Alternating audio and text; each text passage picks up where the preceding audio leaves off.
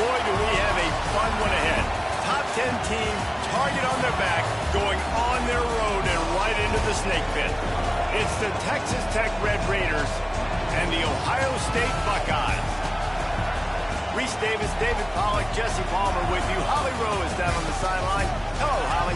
Checking in with the Texas Tech head coach before the game. He understands both teams are in the top 25. Both teams are quality with a lot of talent on the rosters. But he believes this stadium can make a difference. This crowd has proven to be one of the best in college football. They have been pumping in crowd noise all week at practice to make sure they are prepared for this moment. Guys, back to you. Holly, thank you. Can't wait to see how this one unfolds.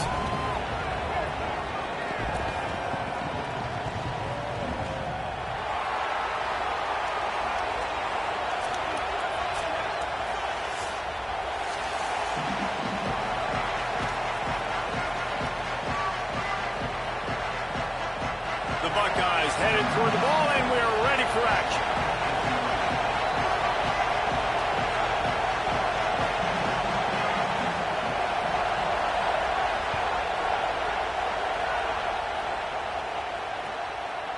He'll bring it out. It's Williams.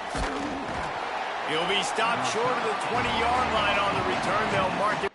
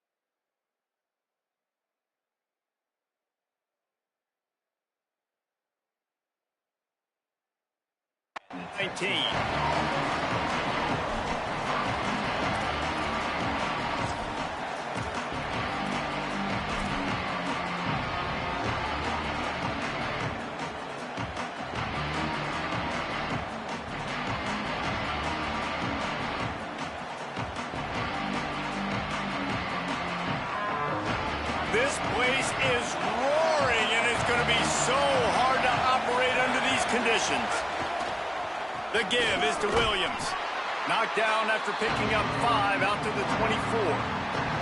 While the Big Ten has expanded with this massive continent-wide geographical footprint, the Big 12 has been really shrewd in positioning and maneuvering for survival, and they look for opportunities to win on the field like they'll have today. Yeah, and the Big Ten's kind of taking what the Big Ten wants and expanding and not really worried about anybody else. So if I'm the Big 12, I'm like, yeah, you ain't worried about me, but you're going to worry about me today and on the field, and I can make a statement and prove to some of the true blue bloods in the Big Ten. I just love the stylistic matchup in this one, too, right? You think about the Big Ten running the football, defense, physical, and then Big 12, wide open, up-tempo, air raid offense. This one's going to be fun. Off the play fake. Looking for an open area to his left. A solid pickup there, works it to the 38 before being pushed out of bounds. And usually when a QB takes off and scrambles, it's because the defense didn't do a great job keeping lane integrity, not keeping him in the pocket, letting him get outside, and then he can do damage. Then it's the next play that you have to play instead of this just the original pass. So defense has got to do a better job of keeping that guy in the pocket. Pretty good effort on that one to work his way up to the 42. Man, it's nice when you can depend on your big boys up front to make a lane, and you get 5 or 6 yards. You get 5 or 6 yards a pop. You move the ball down the field easily, and more importantly, can get this defense to be more aggressive, to bring DBs close to the line of scrimmage, and then that might open up some big plays down the field. He makes the stop at the 48. That'll be enough for a first down and a pickup of 10. Excellent throw by the quarterback. Found the window between the zones and then delivered the ball on time. Just like we expected, this home crowd getting involved right from the start. Looking downfield, it's Hammond. Here's the pressure. Picked off, and the opening drive is stopped with an interception. That was not on the opening script of plays. The turnover as the defense makes a play early. Hey, sometimes numbers lie, but this quarterback just learned a valuable lesson. These numbers don't lie. One of the best defenses against the pass, and you see why right there. Man, they break on the football, so much speed in the back end. Brings into the open.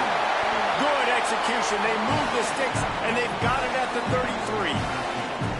As they unpack the pile, it's part of Ohio State's DNA to have a lethal running game. And this is a trend, Reese. We can go back as long as you want to go back, and we can go back a couple years to J.K. Dobbins, and we can go all the way back to Eddie George. They always find great running backs at Ohio State. Couldn't find anybody to throw to. He'll just toss it away. It'll be second down.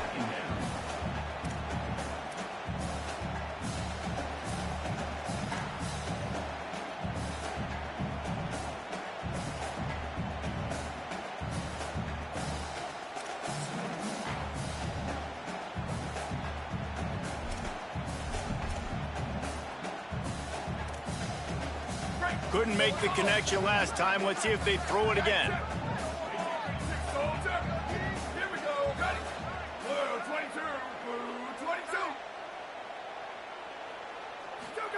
Say it. With the catch, it's Jackson.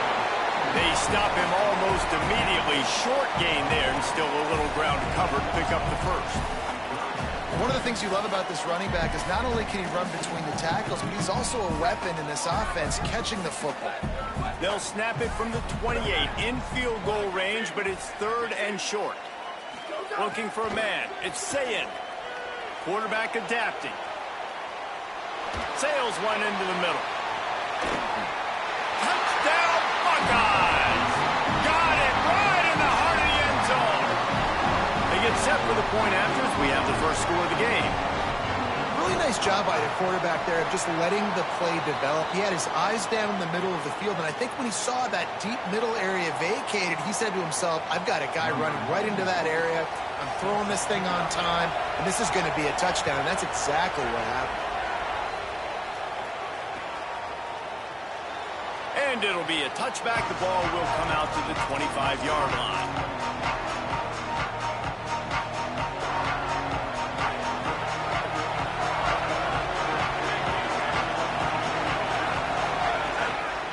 Leaves it with the back. Defense right there to stop him in his tracks, and they get nothing on that play. And, man, I don't know that there's a better 1-2 punch in all of college football when it comes to complementing each other than these two backs. Dickey can run downhill, stay square, be powerful. Williams can play touch football in an elevator and lose to that guy. So dynamic, good out of the backfield. Palmer, this offense, I know they got a new QB, but to me it starts on the ground. It does. I think that's the part that really makes this offense so unique and dynamic, is it really is an air raid principle type offense, but they're still running at about 50% of the time. And you just mentioned the two guys back there. You've got talent like that. Why not? They absolutely should tote the rock. The horseshoe is rocking, trying to help their defense on third down.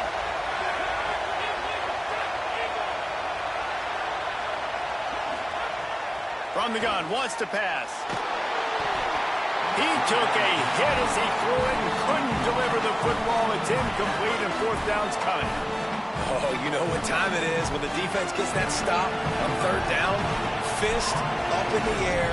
Nice job getting to the quarterback, putting some pressure on him, hitting him, forcing the incompletion. Fourth down, baby. Slips through the line. Coverage team gets the job done, and they'll mark him down at the 38-yard line.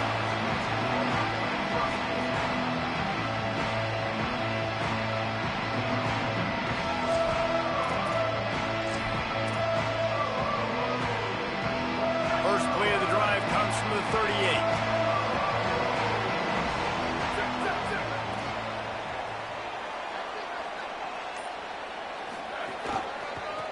on the run.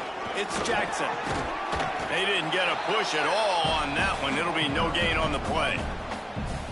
And you want to run the football. That's okay. You'll take some of these. But if they start to add up down the road, obviously, you might want to think about airing it out a little bit.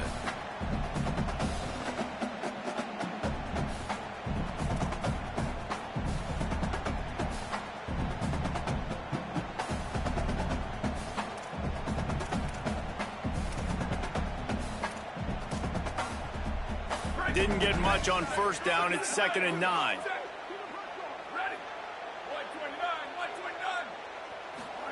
Throw it. Say it. Pressure coming. And they got it. And the defense gets a sack, and that's going to be the big determining factor in this football game. A week ago, he only got sacked one time. They've already got him on the ground. If they want to win this football game, they got to keep getting after the quarterback. Probably the toughest call on the play sheet. 3rd and long. Ball's at the 25.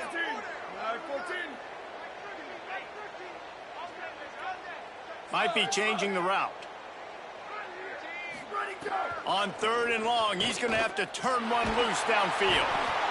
And this defense goes back-to-back sack, Jack.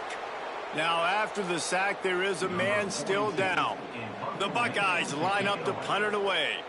Doesn't say much for your drive when you're looking forward to the punt.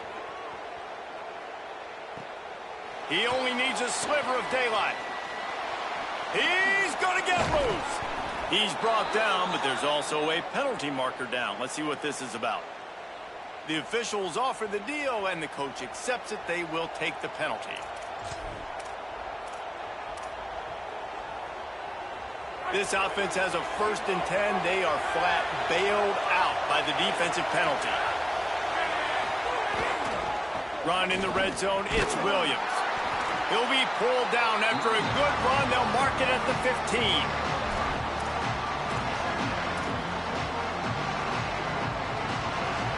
Here comes the offense on 2nd down.